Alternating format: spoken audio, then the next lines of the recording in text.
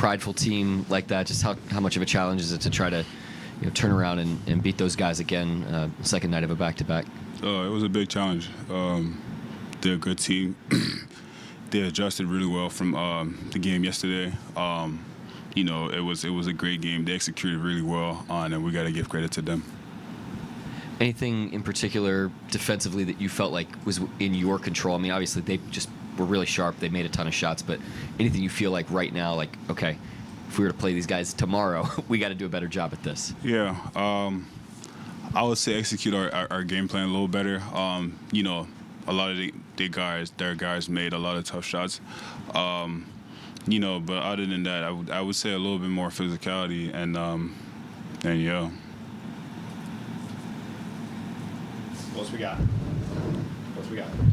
Myron? Jamal Murray, you guys kind of held him in check last night. Tonight he gets off at, I think, 34. What was the biggest difference in his game? Just shot making, or did they change something? He's a great player. He's going to make a lot of tough shots. He really got going a little bit earlier, which, those type of guys, when they see a couple balls going, they get going. So, try everything to stop him. But, he made some good reads and made some tough shots. Got to give it to him. You got off, but that zone or whatever they were running was different. Talk about the problems that present you guys. Yeah, they're just throwing stuff, at us. We're a good team. It was kind of something new. We'll adjust to that. But I don't think we've kind of have seen that.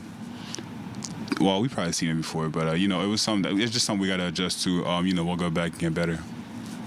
Along those lines, Lou, especially, against a team like this, a potential team you might see in the playoffs, and this type of atmosphere, just for you to go off on a career high, eight 3-pointers, yes, it's in a losing effort, but was there a point throughout that stretch where you looked up and was like, wow, I got 8 threes or 7 threes or whichever it was? Not really. I put the work in. I work a lot on my game. Today I was just reading the game, and the ball came to me a lot in the way that they were playing defense. I got a lot of open ones, so I just had to shoot them with confidence, and I'm not surprised. Like I said, I put a lot of work in, and then whenever it's my time to make some shots, I'll be ready.